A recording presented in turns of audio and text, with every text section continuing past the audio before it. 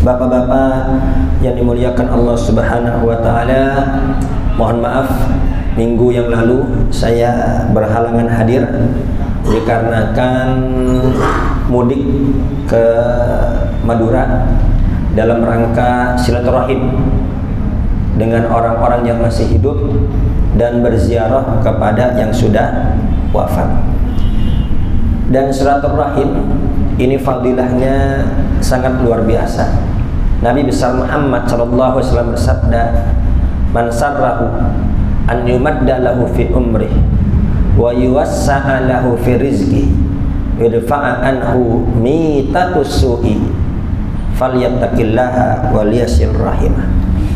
Barang siapa yang ingin dipanjangkan usianya, tentunya semua kita pengen panjang umur, ya. Kita semua nggak ada yang bosan hidup. Ada yang udah bosan hidup, pengen wafat besok, nggak ada. Semua pengen panjang umur. Panjang umur, lancar rezeki.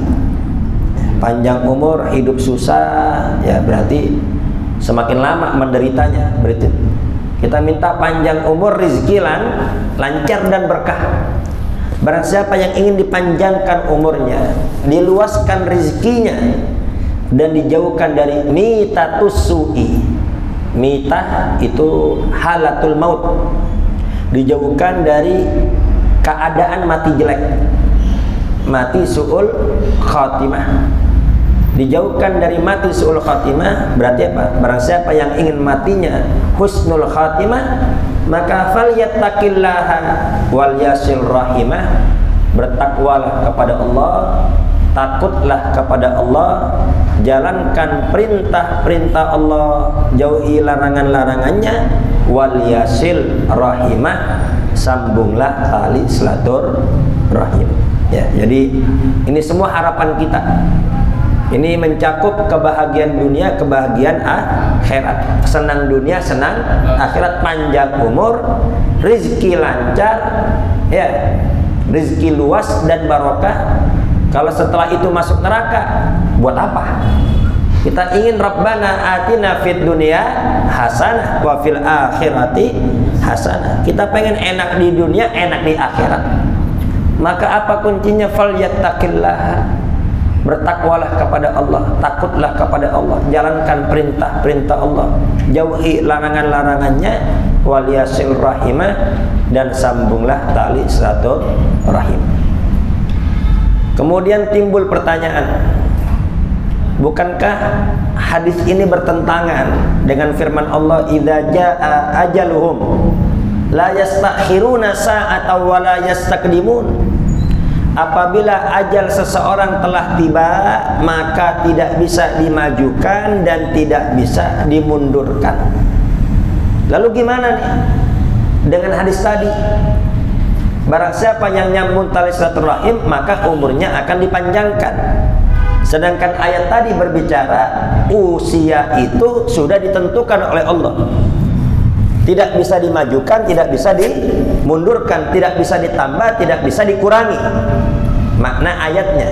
Tapi hadis Nabi, kalau sambung tali silaturahim, umurnya akan dipanjangkan. Nah, bagaimana penjelasan ini? Hadis ini bisa bermakna dua. Makna yang pertama, makna ya, makna secara maknawi, ya. Jadi panjang umur di sini artinya panjang umur dari segi keberkahan. Jadi orang yang bertakwa kepada Allah dan sambung tali silaturahim, memang secara zahir umurnya, ya kalau ketetapan umurnya 40 tahun, ya 40 tahun. Kalau ketetapan usianya 50 tahun, 50 tahun, nggak maju, nggak mundur, nggak nambah, nggak berkurang.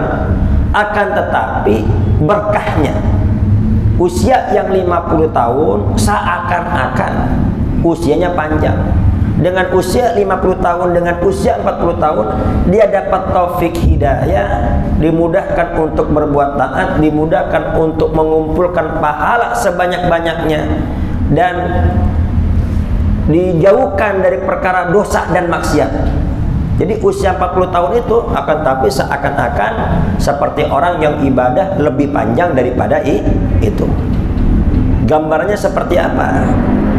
Gambarannya sebagaimana hadis Nabi besar Muhammad sallallahu alaihi wasallam, "A'maru ummati baina sittin wa sab'in." Usia umatku antara 60 sampai 70. Ya, jarang yang lewat daripada itu. Nih Pak Haji Marli udah 70 lebih ya. 79. Pak Sanusi 75. Kakek paling tua kakek nih, engkau 30. Ya. Jarang yang lewat 70 ya. Jarang. Berarti cuma 3 orang. Ya, semoga panjang umur. Ya, bonusnya banyak. Semoga panjang umur, sehat walafiat. Ya. Nah, umur umatku kata Nabi antara 60 sampai 70. Jarang yang lebih daripada itu, jarang. Akan tetapi dengan berkat adanya Lailatul Qadar. Ya, Lailatul Qadar khairum min alfi syahrin. Malam Qadar itu lebih baik dibanding 1000 bulan. Jadi orang yang beribadah di malam Qadar seakan-akan dia ibadah selama 1000 bulan. Kalau dia baca Quran seakan-akan dia baca Quran selama 1000 bulan. Sehingga usia umat Nabi besar Muhammad yang pendek-pendek itu bisa menandingi, bahkan bisa melewati amal ibadah umat-umat terdahulu yang usianya 300, 400 sampai 500 tahun. Ini makna berkah, makna panjang umur secara maknawi. Ya, bukan secara zahir. Usianya ya udah ketetapan 40 40, 50 50, akan tapi apa? Dia dapat taufik hidayah, amalan yang sangat banyak. Ya, dia dapat amalan yang sangat banyak, dapat ibadah menandingi usia orang-orang yang usianya panjang. Dan kita lihat Al-Imam Nawawi, usia cuma 40 tahun, Imam Nawawi. Akan tapi kitabnya, karangannya tetap dibaca hingga kini. Imam Syafi'i hanya 50-an, tidak panjang usianya, akan tapi dapat keberkahan. Ajarannya, pendapatnya, pandangannya tetap diamalkan hingga kini. Itu apa? Itu makna panjang umur. Kita lihat Al-Habib Husain bin Abu Bakar Al-Idrus, ya, usia 19 tahun. Ya, kan muda, wafatmu muda. Akan tapi ya dengan berkahnya, keberkahannya seakan-akan usianya panjang. Atau bermakna juga orang yang suka nyambung tali silaturahim dan rajin ibadah, dia akan mendapat cerita yang baik, dikenang dengan kenangan yang baik. Dia sudah wafat, tapi setiap orang yang cerita mengenai dia, oh dia orang baik, dia orang yang bagus, dia orang yang pemurah, dan seterusnya dan seterusnya. Ceritanya baik-baik, seakan-akan orangnya masih ada. Itu makna panjang umur. Panjang umur, umurnya tetap segitu, akan tapi apa? Berkah. Dengan umur yang segitu bisa mengumpulkan pahala yang sangat banyak. Amin, Allahumma amin. Dan makna yang kedua, makna secara zahir, ya, memang dipanjangkan umurnya. Jadi Allah berfirman kepada malaikatnya, wahai malaikatku fulan bin fulan, kalau dia menyambung tali silaturahim maka usianya sampai 60 tahun. Tapi kalau dia nggak sambung tali silaturahim maka usianya sampai 40 tahun. Jadi kalau dia putus silaturahim usia cuma 40 tahun. Tapi kalau dia nyambung usia jadi 60 tahun. Jadi nambah itu. Itu secara zahir. Lalu gimana? Bukankah usia itu nggak maju, nggak mundur? Nah itu gimana? Kok bisa maju itu? Nah, nggak bisa maju, bisa mundur itu, perhatikan. Apabila Allah sudah memberi ketetapan, itu nggak bisa maju, nggak bisa mundur, itu fi ilmillah, dalam ilmunya Allah. Ya Allah udah tahu nih fulan bin fulan bakal nyambung silaturahim atau mutus tali silaturahim. Dalam pengetahuan Allah mah nggak berubah. Jadi ketika Allah menciptakan hambanya, inna ahadakum yujma'u khalquhu fi batni ummihi arba'ina yawman nutfatan thumma yakunu thumma yakunu nutfatan thumma, sesungguhnya salah seorang di antara kalian itu diciptakan di rahim ibunya itu 40 hari itu berupa nutfah, berupa setetes air mani. Kemudian 40 hari kedua berubah menjadi gumpalan darah. 40 hari ketiga itu menjadi gumpalan daging. Tsumma fayu'maru binafkhir ruhi. Ketika 40 hari kali 3 berarti berapa hari itu? 120 hari. Allah perintahkan malaikat binafkhir ruhi untuk meniupkan ruh. Kemudian bikatbi rizki wa ajali wa amalihi wa syaqiyun am sa'idun, untuk menetapkan rizkinya, ajalnya, ya, amalan dia, apakah dia orang yang selamat atau orang yang celaka. Malaikat waktu nulis ya 40 mungkin, ya. Kemudian dikarenakan panjang umur kata Allah, malaikat tambahin karena dia panjang umur jadi 60. Dalam ilmunya malaikat itu bisa nambah bisa kurang, tapi dalam ilmu Allah udah ketetapan Allah itu nggak nambah nggak kurang. Ini bisa dipahami apa tidak nih Pak? Jadi intinya umur nggak bisa nambah nggak kurang dalam ilmunya Allah, ketetapan Allah. Tapi kalau malaikat, ya malaikat tahunya itu apa? Ya dapat perintah dari Allah. Malaikat dia nyambung silaturahim, tambahkan 20 tahun. Nah malaikat kan baru tahu itu. Tapi kalau Allah dari awal diciptakan Allah udah tahu ini bakal nyambung tali silaturahim, bakal 60 ini umurnya. Dalam ketetapan Allah nggak berubah, tapi malaikat tahunya berubah. Ibarat film Pak, ya ibarat film itu kalau sutradara mah udah tahu semua endingnya bagaimana, sutradara tak tahu karena dia yang buat, ya. Tapi kalau pelakunya, ya yang nonton kan nggak tahu, ya nggak tahu endingnya. Baik, semoga kita semua termasuk orang-orang yang bisa menyambung tali silaturahim sehingga Allah panjangkan usia kita, Allah berkahi rezeki kita, dan semoga kita diwafatkan husnul khatimah. Dan memutuskan tali silaturahim itu bahaya sangat dahsyat. Itu ada orang yang soleh ingin pergi haji.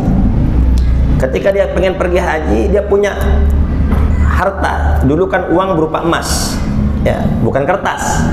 Dulu uang itu berupa emas atau perak, alat tukar itu emas atau perak. Nah, dia ingin haji, dulu belum ada bank. Kemudian dia nitip kepada orang soleh yang terkenal di kampung itu. Saya pengen pergi haji, saya nitip uang saya. Ya, ini uang yang berupa emas sangat banyak. Ini modal usaha saya nitip. Pergi haji dia. Dia pergi haji, di tengah perjalanan haji dia, ini yang dititipin uang wafat. Ya, dia pulang bingung dia.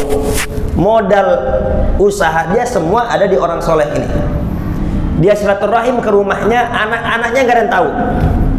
Kita nggak tahu. Bapak nggak cerita apa-apa soalnya. Bingung dia. Akhirnya dia datang ke ulama. Dia datang kepada seorang ulama, dia cerita, aku nitip uang kepada fulan bin fulan, dia wafat. Akhirnya apa? Ya sudah, nanti malam katanya, ya nanti malam engkau pergi ke sumur Zam-Zam. Kamu pergi ke sumur Zam-Zam, panggil dia. Karena arwahul mukminin, ya ruhnya orang-orang beriman yang baik itu kumpulnya di sumur Zam-Zam. Ya, kamu panggil di situ, itu gerbangnya itu. Kamu panggil fulan bin fulan. Kalau dia orang baik, pasti dia akan nyaut. Ya, pas malam hari dia panggil dia nggak takut, orang buat udah masalah duit, ya udah masalah duit mah orang udah nggak ada takutnya. Ya dipanggil fulan bin fulan, nggak ada nyaut. Fulan bin fulan nggak nyaut. Akhirnya balik lagi dia, lapor ke kiainya. Kiai dia nggak nyaut. La haula wala quwata illa billah, inna lillahi wa inna ilaihi rajiun. Ini jangan-jangan dia kumpulnya pada orang-orang yang jahat. Kalau tidak ada di Bi'ru Zam-Zam, berarti apa? Dia ada di Hadramut, di Bi'ru Barhut. Itu Bi'ru Barhut itu gerbang kumpulnya arwah orang-orang yang tidak baik. Kamu panggil ke sana. Akhirnya dia pergi ke Yaman, ke Bi'ru Barhut. Dia panggil fulan bin fulan, nyaut, labbaik. Iya, kaget dia. Ya Allah, kok bisa-bisanya kamu ada di sini katanya. Kok bisa-bisanya kamu ada di sini, kan kamu orang soleh. Kamu orang baik, kamu rajin ibadah, kok bisa-bisa kamu ada di sini? Nanti dulu, kata dia. Nanti dulu, aku mau jelaskan. Emas kamu itu, duit kamu itu, aku letakkan ada di bawah lemari. Jadi aku pendam di bawah lemari. Jadi memang aku sengaja, aku nggak cerita sama anak-anak aku, karena aku nggak percaya. Takutnya aku cerita nanti diambil, katanya. Ya, jadi aku diam-diam saja. Ya, itu harta kamu aku pendam di bawah lemari, ada di kamar. Gali saja, insya Allah ada. Adapun keadaan aku seperti ini, memang betul aku orang baik. Aku rajin ibadah, aku rajin mengaji. Akan tapi aku punya adik perempuan, fakirah, miskin, nggak punya. Ya, dikarenakan miskin, aku jarang berkunjung kepada dia. Aku tidak peduli kepada dia. Aku putus silaturahim. Dikarenakan aku putus silaturahim dengan dia, ini yang menyebabkan aku berada di tempat ini. Sungguh benar sabda Nabi besar Muhammad, qati'ur rahim mal'unun walau mata fi jawfil Ka'bah. Orang yang memutuskan tali silaturahim dilaknat oleh Allah, meskipun matinya di tengah-tengah Ka'bah. Ya Allah, kalau ada orang wafat ketika haji, ya pasti semua akan berkata, wah ini pasti husnul khatimah. Ya, ada orang yang wafat lagi sujud di Al-Faizin, ya pasti akan berkata semua, wah luar biasa, ini pasti wafat husnul khatimah. Ya, tempo hari Ustaz Somad, ya lagi subuh-subuh sujud nggak bangun lagi tuh, waduh, itu kalau wafat tuh jadi wali tuh. Wafat jadi wali, hidup lagi, ternyata cuma pingsan. Ya, itu kalau ada orang wafat lagi sholat di Al-Faizin, pasti geger semua. Wah, nih wali Allah ini. Ya, bisa-bisa dimakamin depan masjid ini. Sunan Al-Faizin jadi jadi Sunan Al-Faizin. Ya, tapi jangankan di Al-Faizin, meskipun wafat depan Ka'bah, bahkan dalam Ka'bah, bayangin, dapat penghargaan masuk ke Ka'bah. Dibukakan oleh Raja Salman, masuk ke Ka'bah. Masuk Ka'bah, wafat di dalam. Ya, tapi meskipun wafat di dalam, di tengah-tengah Ka'bah, kalau dia memutuskan tali silaturahim, dilaknat oleh Allah Subhanahu wa Ta'ala. Orang-orang taunya dia di surga, tapi tidak, dia jauh. Dia tetap mampir dulu ke dalam api nerakanya Allah Subhanahu wa Ta'ala.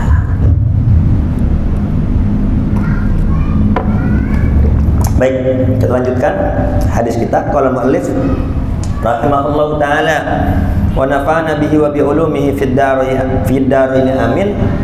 Hadis yang ke-247. An Sa'ad bin Tariq al-Asja'i radhiyallahu anhu, dari Sa'ad bin Tariq al-Asja'i, ini beliau meriwayatkan dari ayahnya dan dari Sayyidina Anas, dan mengambil pula dari beliau itu As-Sa'bi Ats-Tsauri, ya, dan beliau, ini hadis yang diriwayatkan oleh Sa'ad bin Tariq al-Asja'i, dianggap thiqah, dianggap kuat oleh Al-Imam Ahmad dan Ibnu Mu'in, ya. Dan beliau hidup sampai 140 tahun. Ini usianya panjang nih. Ya, Sa'ad bin Tariq al-Asja'i usianya sampai 140 tahun. Ya. Dari Sa'ad bin Tariq al-Asja'i radhiyallahu anhu, semoga Allah meridai beliau. Qala, beliau berkata, qultu li abi, aku pernah bertanya kepada ayahku, ya abati, wahai ayah, innaka qad shallaita khalfa Rasulillah sallallahu alaihi wasallam wa Abi Bakrin wa Umar wa Utsman wa Ali.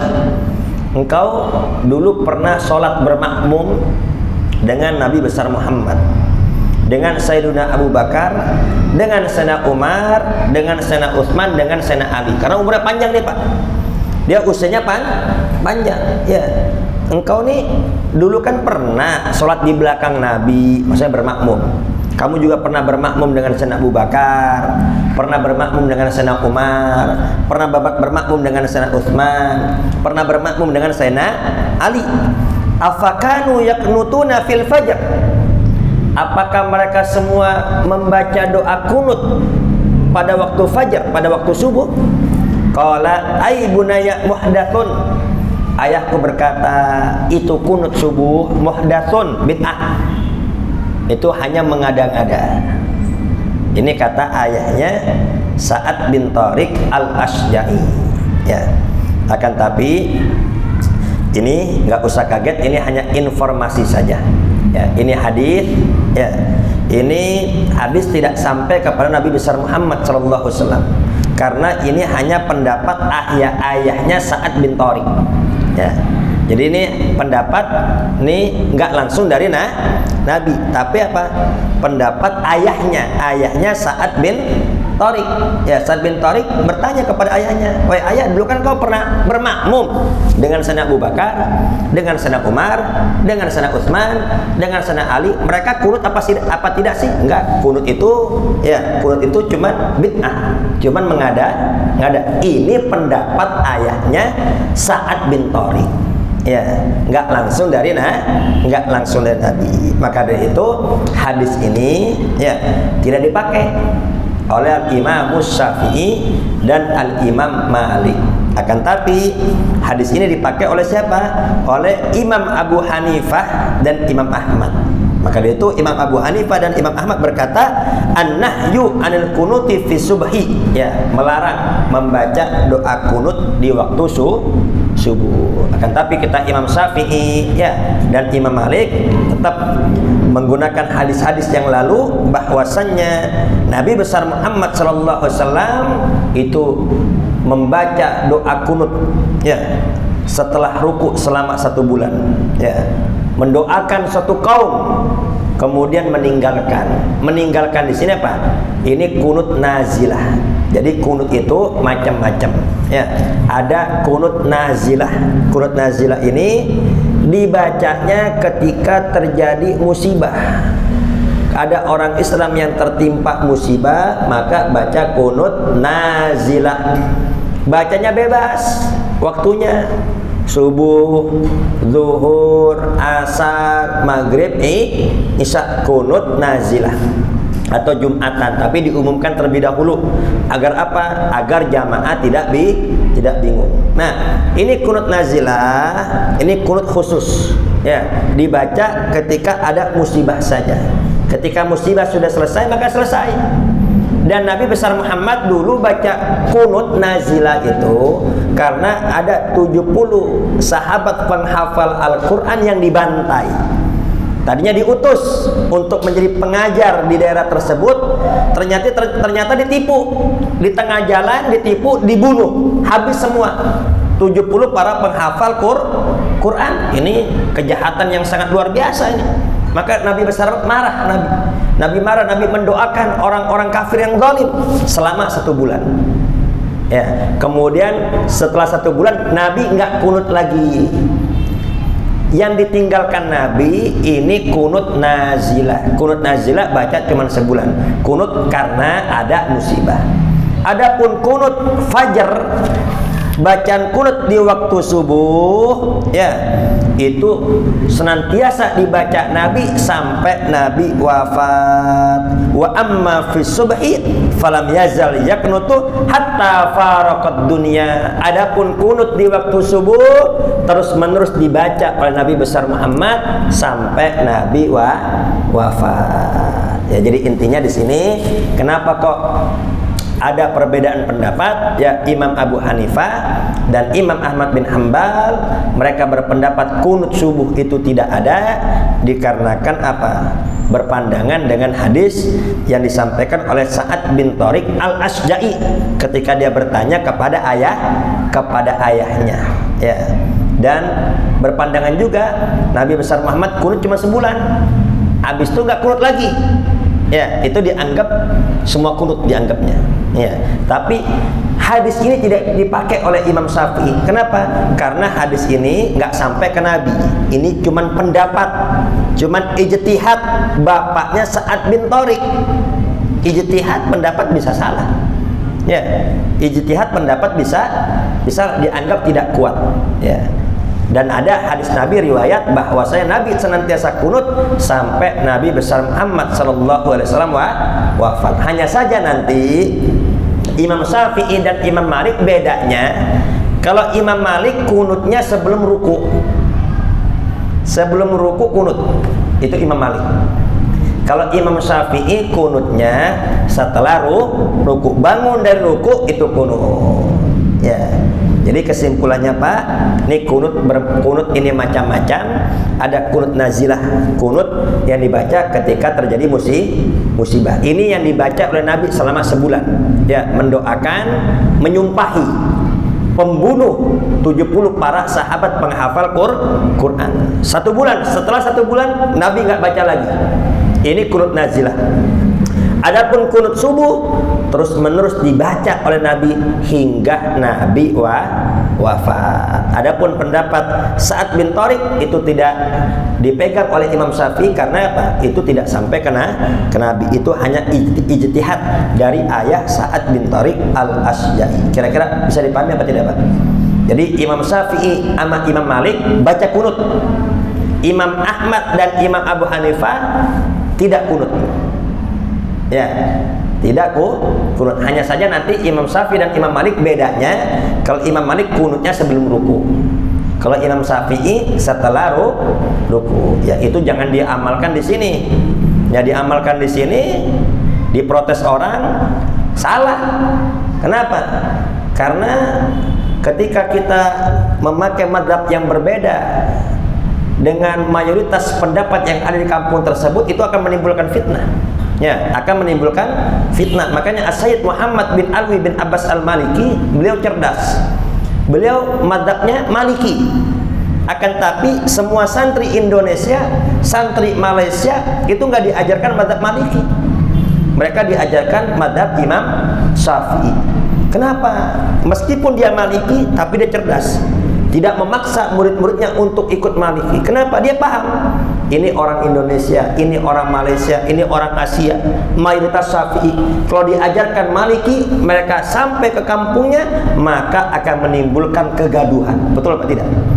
Jadi ikuti mayoritas yang ada di kampung tersebut. Nah, Indonesia itu madhabnya Syafi'i, maka ikuti adab pendapat Imam Syafi'i. Baik, hadis yang ke-248 Anil Hasan bin Ali radhiyallahu anhuma, dari Hasan bin Ali semoga Allah meridhai keduanya, annahu qala, bahwasanya beliau berkata, allamani Rasulullah sallallahu alaihi wasallam kalimat. Dahulu Nabi besar Muhammad sallallahu alaihi wasallam mengajarkan aku beberapa kalimat, yaitu kalimat doa kunut. Ya. Aku luhunna fi kunutil witri, yang aku baca ketika kunut di waktu witir. Ya, witir ketika Ramadan, ya. Atau witir tiap salat, membaca Allahumma hdini fi man hadait, wa afini fi man afait, wa tawallani fi man tawallait, wa barik li fi ma atait, wa qini syarra ma qadait. Yang kita biasa baca wa qini bi rahmatika. Memang banyak riwayatnya nanti. Wa qini syarra ma qadait fa innaka taqdi wa la yuqda alaik wa innahu la yadhillu man walait tabarakta rabbana wa ta'alait. Wa zada Tabarani wal Baihaqi, ada tambahan riwayat Tabarani dan Baihaqi, wa la ya'izzu man adait. Ada tambahan lagi riwayat Nasa'i, wa sallallahu ta'ala 'alan nabi. Ya. Dalam riwayat Baihaqi dari Ibnu Abbas berkata, kana Rasulullah sallallahu alaihi wasallam yu'allimuna du'aan nad'u bihi fil kunuti min surati subhi. Ya. Dahulu Nabi besar Muhammad mengajarkan kami doa yang kami baca ketika kunut di waktu subuh. Jadi bacaan sama. Ya. Kunut yang dibaca di waktu subuh sama kunut yang dibaca di waktu witir, salat witir, itu doanya sama. Ya, al-makna ijmali, makna secara global, maklumun anna afdalad du'a ajma'uhu wa asmaluhu wala du'a afdalu min du'aihi sallallahu alaihi wasallam. Ya. Sudah sama-sama kita ketahui bahwasanya doa yang paling afdol, doa yang paling bagus, doa yang paling sempurna adalah doa yang diajarkan oleh Nabi besar Muhammad sallallahu alaihi wasallam. Maka dari itu, ya, dalam hadis ini Nabi besar Muhammad mengajarkan Sayyidina Hasan bin Ali doa kunut dengan bacaan lafaz yang tadi barusan kita baca ya. Akan tapi ada juga bacaan-bacaan yang lainnya. Jadi ini tentang doa kunut, ini riwayatnya sangat banyak, bacaannya juga sangat banyak ya. Maka itu jangan sampai kita mudah menyalahkan ya. Mau baca doa kunut bagaimanapun boleh, asalkan riwayatnya jelas ya. Allahumma hdini fi man hadait ya, artinya ya Allah tetapkanlah hidayah kepada kami. Allahumma hdini, ya Allah tetapkanlah hidayah kepada kami. Alhamdulillah kita semua ya telah diberikan nikmat iman, nikmat Islam. Kita minta ditetapkan. Ya Allah, Allahumma hdini fi man hadait. Ya Allah tetapkan hidayah kepada kami, kepadaku ya. Fi man hadait, sebagaimana kau tetapkan hidayah kepada orang-orang yang kau beri hidayah. Siapa? Para nabi, para siddiqin, para syuhada dan orang-orang soleh. Jadi semua butuh hidayah. Ya, semua butuh hidayah. Setaat apapun seseorang, serajin apapun ibadah seseorang, dia tetap butuh hidayah. Kalau dia sombong, saya ibadahnya sudah rajin, saya ibadahnya sudah mantap, maka saya udah nggak butuh lagi tuh taufik hidayah, saya udah nggak perlu. Hati-hati, nanti akan dicabut oleh Allah Subhanahu wa Ta'ala, bisa-bisa menjadi orang yang tidak ibadah kepada Allah. Tetap meskipun seseorang rajin ibadah, dia butuh hidayah dari Allah. Demikian pula orang yang berilmu, jangan mentang-mentang ilmunya tinggi, ilmunya luas, kemudian dia udah nggak butuh hidayah lagi dari Allah. Enggak. Setinggi apapun ilmu seseorang, dia tetap butuh hidayah dari Allah, butuh taufik hidayah. Barang siapa yang sombong, saya udah berilmu, saya udah nggak butuh lagi taufik hidayah, maka nanti ilmunya akan diselewengkan oleh Allah Subhanahu wa Ta'ala, akan tersesat dengan ilmunya. Na'udzubillah. Jadi siapapun dia ya, sehebat apapun ibadahnya, setinggi apapun ilmunya, semua orang butuh hidayah dari Allah. Makanya penting ketika subuh kita baca Allahumma hdini fi man hadait. Ya Allah tetapkan hidayah. Ya, kita minta ditetapkan. Ini jangan sampai dipalingkan kita. Dulu ada Barsiso, Pak. Ini Barsiso orang soleh hebat, ibadahnya sangat luar biasa, sampai di kampung tersebut terkenal tidak ada ibadah yang lebih hebat dibanding Barsiso. Akan tapi akhir hayatnya wafatnya su'ul khatimah. Na'udzubillah min dzalik. Maka itu tetap minta taufik hidayah.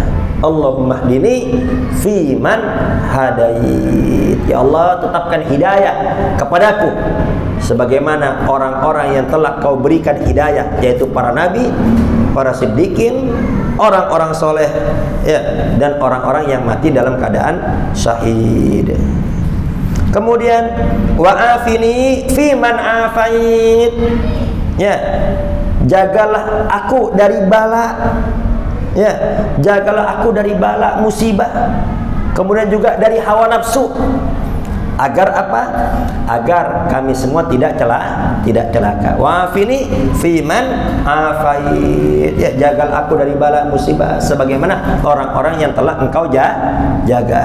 Termasuk minta jaga dari hawa nafsu. Ya, karena hawa nafsu seseorang meninggalkan sholat, karena hawa nafsu seseorang itu bermusuhan, karena hawa nafsu seseorang menipu, karena hawa nafsu seseorang membunuh, karena hawa nafsu seseorang bisa berbuat zalim, karena hawa nafsu seseorang bisa masuk ke dalam api neraka. Kita minta kepada Allah, jagalah aku dari bala musibah dan jagalah aku dari godaan hawa nafsu. Ya, sebagaimana orang-orang yang kau jaga. Waktu habis dulu. Wa tawallani fi man tawallait. Dan jagalah aku, peliharalah aku sebagaimana orang-orang yang kau jaga dan pelihara. Kita minta agar kita tidak dibiarkan oleh Allah. Ya, makanya Nabi besar Muhammad tiap subuh itu ada dalam Wirdul Latif suatu doa yang doa rutin dibaca oleh Nabi besar Muhammad sallallahu alaihi wasallam. Allahumma birahmatika astaghith, amin adzabika nastajir. Ya Allah, dengan rahmatmu aku minta tolong, dari azabmu aku berlindung. Ya Allahumma birahmatika nastaghith wa min adzabika nastajir, aslih li sya'ni kullah wala takilni ila nafsi wala ila ahadin tarfata'in. Ya Allah, beresin semua urusan saya. Itu Nabi. Kenapa Nabi nggak pernah stres? Karena Nabi menyerahkan semua urusannya kepada Allah. Ya Allah, bereskan semua urusan saya, jangan kau serahkan kepada aku nggak sanggup, aku nggak kuat, aku nggak mampu. Ya Allah, aku hambamu yang lemah. Udah, bereskan semua urusanku, jangan kau serahkan kepada aku, dan juga jangan kau serahkan kepada manusia yang sama-sama lemah dengan aku. Maka Nabi nggak pernah stres. Yang membuat orang stres kenapa? Ya, karena semua beban ingin dipikul sendiri, dipikirin sendiri, ya, dirancang sendiri, akalnya nggak mampu, stres akhirnya. Ya, akalnya nggak mampu, akhirnya stres. Jadi bagaimana? Serahkan semua urusan kita kepada Allah. Makanya orang tua kita dulu tuh bagus-bagus. Ada istilah opo jarene gusti. Apa kata Allah? Ya, bukan berarti kita nggak kerja, bukan berarti kita nggak usaha. Waktunya kerja ya kerja, waktunya buka toko ya buka toko, waktunya usaha ya usaha. Tapi nggak usah banyak mikir. Ya, kerja mah kerja aja, usaha, ikhtiar, nggak usah banyak mikir. Tapi perbanyak istighfar, perbanyak sholawat.